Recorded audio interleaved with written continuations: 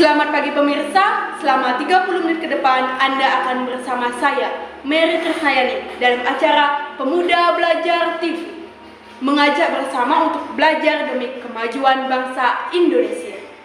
Menjelang hari kemerdekaan yang semakin dekat, marilah kita ingat kembali bagaimana bangsa kita, bangsa Indonesia, dijajah oleh dua negara di dunia, yaitu Belanda dan Jepang, tepatnya pada Perang Dunia Pertama. Untuk itu, pada video ini kita akan membahas secara lengkap tentang Perang Dunia Pertama dan Perang Dunia Kedua serta dampaknya. Tak bosan-bosan saya ingatkan, hikmah pada video kali ini adalah kita diminta untuk belajar dan tetap mempertahankan perjuangan pahlawan yang telah mendahului kita demi kemajuan bangsa Indonesia. Mari kita simak videonya. Nah, bagaimana? Apakah videonya sudah bisa ditampilkan? Sambil melihat videonya, mari dengar sedikit penjelasan dari saya.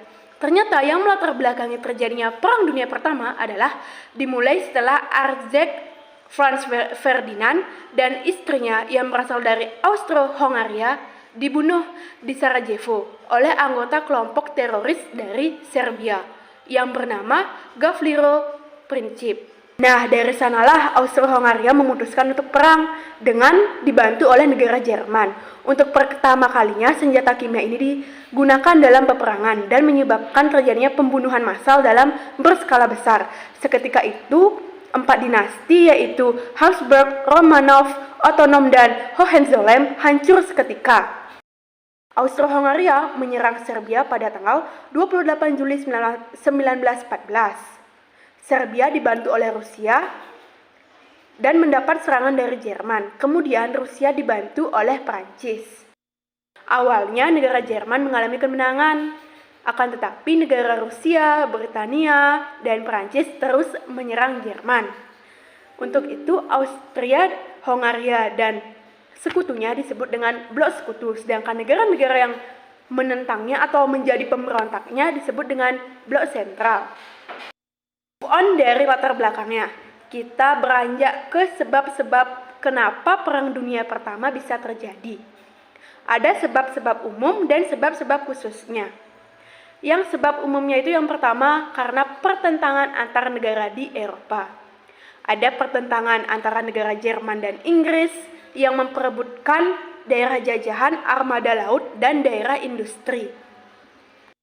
Pertentangan yang kedua yaitu dilakukan oleh Jerman lagi nih. Kali ini Jerman dengan Perancis yang dilatar belakangi karena Perancis itu balas dendam atas kekalahannya dalam perang di tahun 1870 sampai 1871. Yang ketiga, Jerman lagi. Kali ini Jerman dengan Rusia.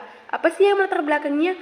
Yaitu Rusia itu menganggap Jerman telah menjadi penghambat dalam dia menguasai pelabuhan-pelabuhan di Laut Tengah. Yang keempat, apakah Jerman lagi? Oh, tentu saja tidak. Yang keempat yaitu pertikaian atau pertentangan antara Austria-Hongaria dengan Rusia yang memperebutkan daerah Balkan. Kelima yaitu pertikaian antara Turki dan Rusia yang memperebutkan kekuasaan di Timur Tengah. Yang keenam yaitu pertikaian antara Bulgaria dengan Serbia yang diawali ketika Bulgaria menuntut agar Serbia mengembalikan tanah yang sudah direbut pada perang tahun 1913. Terakhir yaitu pertentangan antara Austria-Hongaria dengan Serbia yang memperebutkan wilayah Bosnia-Herzegovina. Kita lanjut, setelah pertentangan antar negara di Eropa, ternyata sebab umum yang kedua yaitu politik mencari kawan atau politik aliansi. Yang pertama itu Triple Aliansi, di mana terdiri dari Jerman, Austria-Hongaria, dan Italia yang berdiri pada tahun 1882. Yang kedua Triple Entente yang terdiri dari Prancis, Rusia, Inggris pada tahun 1907. Lanjut ke sebab umum yang ketiga yaitu perlombaan senjata, di mana setiap negara berlomba-lomba untuk menciptakan senjata baru dengan kualitas dan kuantitas yang pastinya bagus, karena muncul kecurigaan akan ada serangan dari luar. Adanya insiden Franz Ferdinand dan istrinya dibunuh di Sarajevo menyebabkan Austria-Hongaria mengeluarkan ultimatum kepada Serbia agar pembunuhnya segera diserahkan. Namun karena Serbia tidak menghiraukan, maka pada tanggal 28 Juli 1914, Austria-Hongaria mengumumkan untuk perang terhadap Serbia. Jerman pada kala itu pada tanggal 1 Agustus 1914 juga mengumumkan perang terhadap Rusia, yang dilanjutkan pada tanggal 4 Agustus 1914 juga mengumumkan perang terhadap Perancis dan Inggris. Setelah kita mempelajari latar belakangnya dan sebab-sebab yang menyebabkan Perang Dunia Pertama terjadi, yuk teman-teman, kita belajar tentang negara-negara apa saja yang terlibat dalam Perang Dunia Pertama ini. Seperti yang sudah aku jelaskan di latar belakang, ternyata ada dua pihak atau dua blok, yaitu pihak sentral atau blok Jerman yang terdiri dari Jerman, Austria, Turki, dan Bulgaria. Kemudian ada blok sekutu atau blok Prancis yang terdiri dari 23 negara. Di antaranya ada Prancis, Inggris, Rusia, Serbia, dan Rumania. Kita lanjut saja ke bagaimana jalannya Perang Dunia Pertama yang hingga saat ini masih kita ingat dan masih terus dibahas. Dimulai ketika perang antara Austria dan Serbia meluas karena sekutu-sekutunya, di mana Austria mendapat bantuan dari Jerman yang menyatakan perang dengan Prancis. Serbia mendapat bantuan dari Rusia dan Prancis. Ketika Jerman menerobos Belgia untuk menyerang Prancis, Inggris membantu Belgia dan Prancis. Peperangan terjadi di antara dua front, yaitu front barat dan timur. Jerman menghadapi Prancis di front barat sebelum menghadapi Rusia di front timur. Jerman sudah mencapai Sungai Marne pada September 1914 dan akan mengancam Paris, namun gagal karena ada serangan sengit dari Prancis. Prancis bisa menahan Jerman, Inggris tetap menguasai Selat Inggris, dan Rusia dapat bertahan di pra-Rusia. Perang berjalan begitu cepat. Nah, seketika perang berjalan lambat, di mana kedua belah pihak berusaha memperkuat dirinya. Inggris dan Prancis menyerang daerah jajahan di Kamerun, Tongolad, dan Afrika Timur. Di Asia Pasifik, Jepang mengambil jajahan Jerman di Kepulauan Marshall, Mariana, dan Carolina. Angkatan perang blok sekutu 3 kali lebih besar kekuatannya daripada blok sentral. Sehingga pada tanggal 12 Desember 1916, Jerman mengusulkan perdamaian dan diterima. Namun memberatkan pihak sentral dikarenakan ada beberapa hasil atau diskusi. Yang pertama, pembebasan Belgia, Serbia, dan Montenegro yang dikuasai Jerman pada tahun 1915. Kemudian yang kedua, penarikan tentara Jerman dari Prancis, Rusia, dan Rumania. Yang ketiga, pembebasan bangsa Italia, Slavania, Rumania, dan Cekoslovakia yang berada di bawah kekuasaan Austria, dan pembebasan bangsa-bangsa yang berada di bawah kekuasaan Turki. Yang keempat, ganti rugi perang dari pihak sentral. Tentu ini sangat memberatkan pihak sentral kan? Nah, oleh karena itu persyaratan ini tidak diterima, sehingga pihak sentral membatalkan usul perdamaian tersebut. Untuk mematahkan blokade Inggris, Jerman pada tanggal 31 Januari 1917 melancarkan kapal selam tak terbatas. Akibatnya ada beberapa kapal dari Amerika Serikat yang hancur sehingga tanggal 10 April 1917, Amerika Serikat yang awalnya bersifat netral kini ikut berperang melawan Jerman. Di Rusia, terjadi pertikaian antara kaum buruh dengan mengusulkan perdamaian dan menuntut untuk menggulingkan kekuasaan Kaisar Nicholas II. Sehingga untuk itu, langkah yang perlu diambil adalah menarik diri dari Perang Dunia Pertama. Itu dilakukan oleh negara Rusia. Nah, sejak Amerika Serikat mengalir ke benua Eropa, Sekutu semakin bisa memukul pasukan Blok Sentral dan akhirnya satu persatu negara bagian dari Blok Sentral kalah. Sekutu menduduki Macedonia dan Serbia. Inggris menduduki daerah Yerusalem. Bersama Arab, Inggris berhasil mendesak Turki dan menandatangani perjanjian Sevres pada tahun 1920. Pasukan Jerman kini bertahan mati-matian untuk menahan gempuran Sekutu. Gerakan orang-orang komunis di Munich dapat menggulingkan Kekaisaran Wilhelm yang kedua dan terbentuklah Republik. Jerman pada tanggal 11 November 1918 akhirnya menandatangani perjanjian gencatan senjata. Oleh karena itu, Perang Dunia Pertama telah berakhir dengan Jerman menandatangani perjanjian Versailles pada tanggal 28 Juli 1919. Maka berakhirlah Perang Dunia Pertama.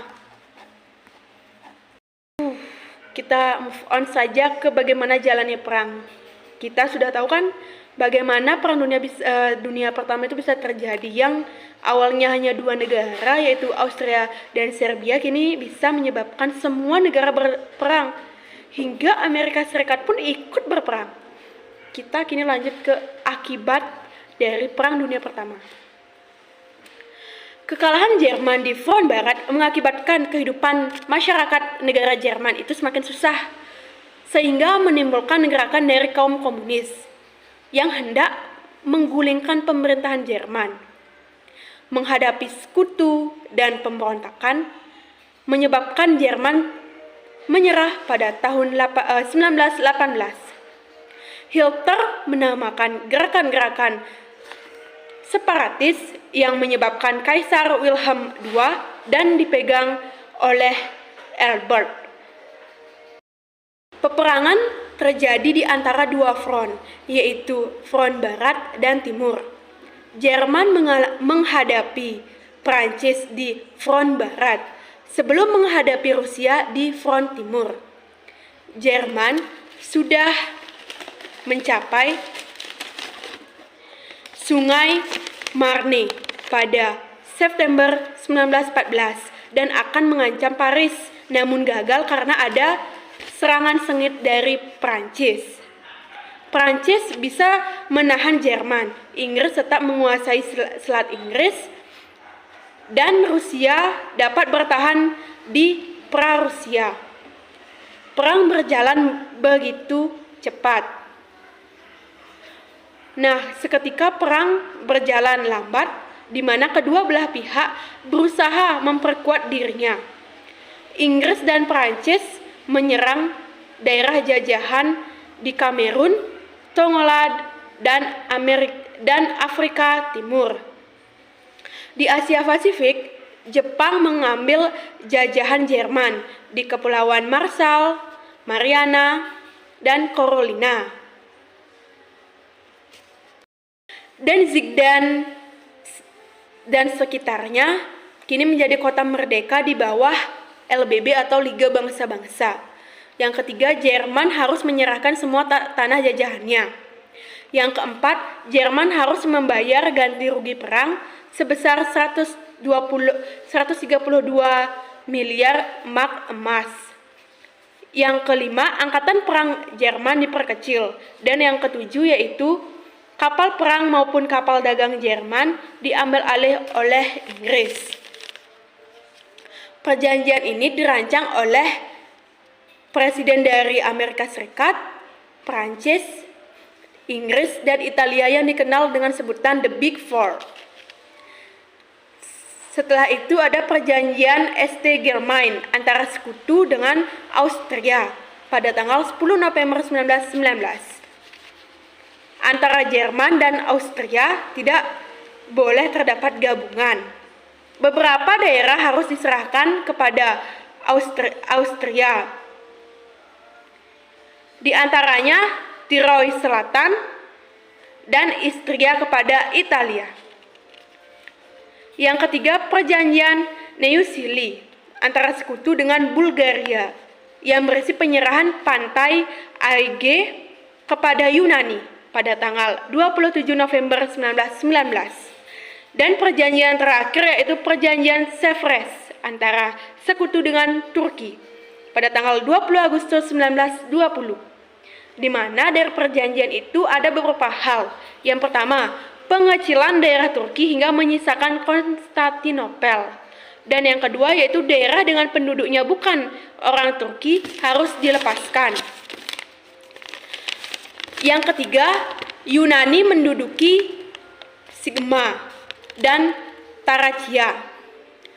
Yang keempat, beberapa daerah seperti Dardenola, Laut Marmosa, dan Selat Barbarus harus dibuka untuk kapal-kapal internasional. Dan yang terakhir yaitu Armenia dan Kurdi merdeka. Kemudian, apa saja sih dampak dari Perang Dunia Pertama di bidang politik? Nah, ada pun beberapa dampaknya. Yang pertama, terjadi perubahan wilayah dan munculnya paham-paham baru. Misalnya di Rusia, Turki, Austria, Hongaria, dan Jerman menjadi negara republik.